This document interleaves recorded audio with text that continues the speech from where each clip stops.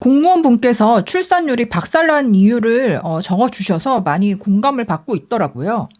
뭐 집값이니 물가니 먹고 살기 힘들다느니 이야기가 나오는데 궁극적인 이유는 그게 아님.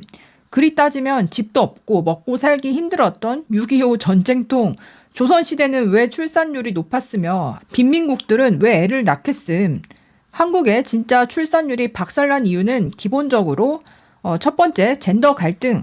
남녀가 사랑을 안 함, 어찌 보면 못함, 남자는 여혐, 여성은 남혐, 언론에 나오는 데이트 폭력 혹은 무고죄, 역차별에 소외되는 젊은 남성층, 사랑에 조심스러울 수밖에 없음, 연애하고 결혼하라면서 현재 사회는 호감 있는 이성에게 던지는 농담이나 표시가 한 끗 차이로 검사에게 기소되어 재판받게 됨. 이게 그러니까 연애 또 이제 스킨십 이런 부분들이 리스크가 굉장히 커진 시대가 된 게 맞죠. 두 번째, 여성들의 사회 진출.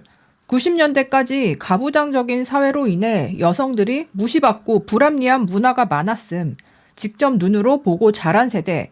그래서 여가부가 등장하고 여성들이 사회 진출이 활발해지며 남자들도 결혼할 때 이제는 현모양처를 바라지 않고 맞벌이할 여자를 찾음. 여자가 결혼하고 내조하겠다고 하면 거르려고 함. 때문에 진짜로 결혼 후에 남편 내조하고 육아하고 싶은 여자들이 결혼하기 전에 본인 생각을 말하면 무개념녀가 되어버림. 현모양처가 꿈이다. 전업주부 하고 싶다. 이렇게 말하면 요즘은 남자분들도 좀 좋게 안 보는 시대가 된 것도 있죠. 여성 할당제니 뭐니 하는 것들이 한편으로는 좋은 아내, 엄마가 되고 싶은 여성들에게는 최악의 제도임.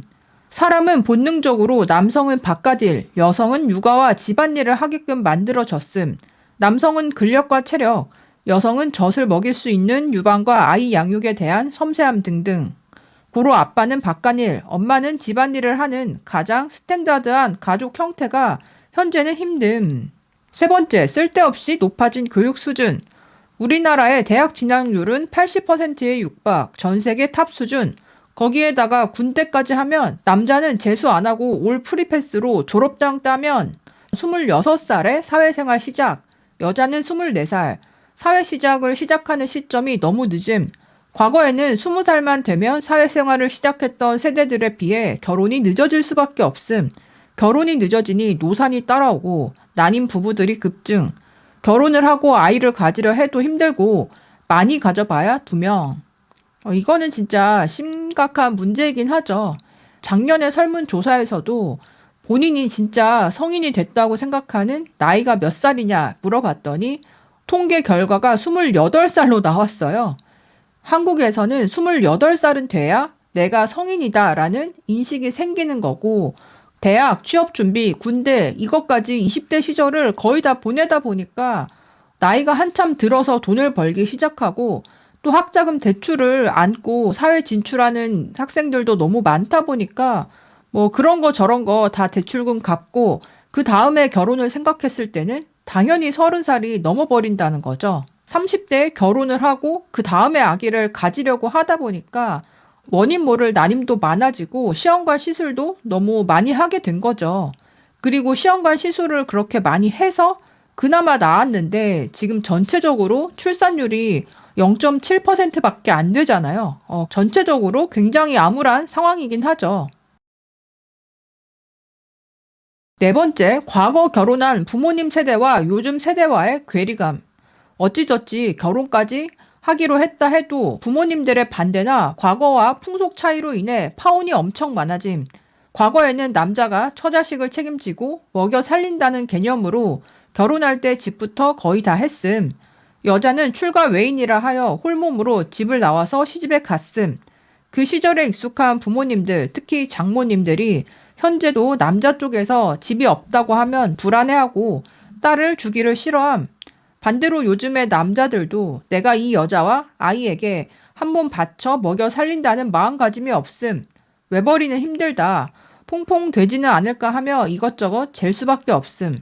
이러한 과거와 달라진 결혼 풍속으로 딜레마에 빠져 있는 시점.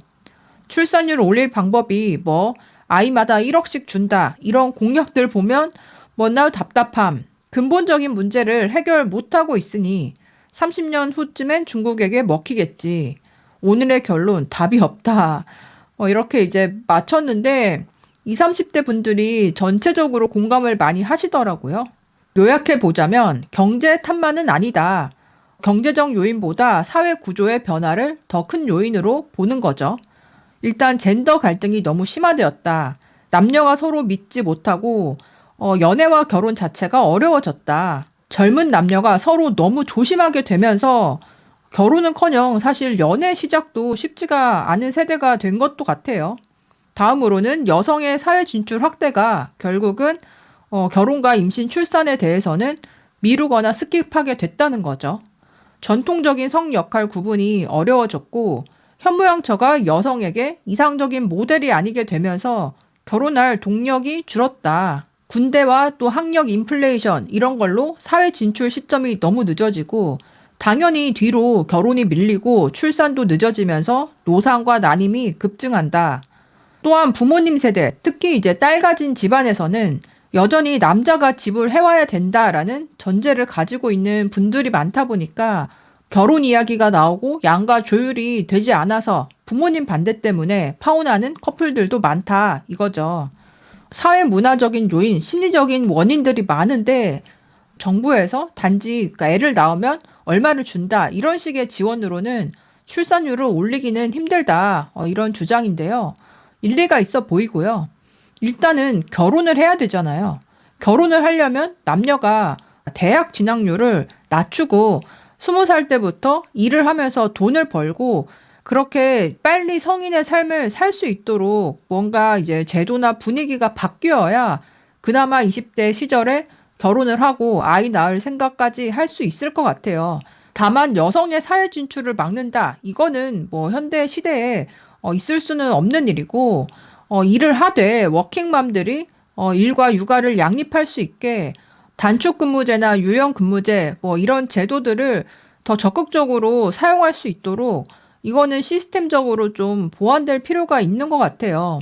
워킹맘들 보면 그러니까 일과 육아 다 완벽하게 해내려고 너무 바쁘고 진짜 영혼을 갈아넣는 분들이 있다 보니까 이게 후배 여자들 입장에서는 그런 선배들을 봤을 때 임신 출산을 두려워하는 분들도 꽤 있거든요.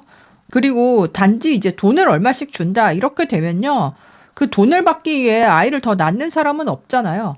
정말 저소득층 그쪽에서만 돈 때문에 아이를 낳게 되는 거고 그렇게 아이가 더 많이 태어난다고 해서 뭐 전체 출산율이 많이 오르거나 하는 그런 부분들은 없을 거기 때문에 돈보다는 보육시설, 주거정책, 세금 혜택 뭐 이런 것들이 필요하지 않을까 싶은데요. 어쨌든 0.7이라는 숫자가 어떤 분들은 이미 이제 돌이킬 수 없는 지점에 다다랐다. 한국의 미래가 쇠락하는 길로 확정되었다는 뜻이다. 이렇게까지 말씀하시더라고요. 그런 점에서 국제 결혼을 통한 여성의 이주와 또 출산 이 부분을 적극적으로 지원해 주는 것도 당연히 필요한 부분일 것 같은데요. 어쨌든 이게 총체적인 문제다 보니까 참 풀어나가기가 쉽지는 않은 것 같아요. 여러분들은 어떻게 생각하시나요? 사연과 댓글로 남겨주시면 소개해 드리겠습니다. 그럼 다음에 또 만나요. 안녕.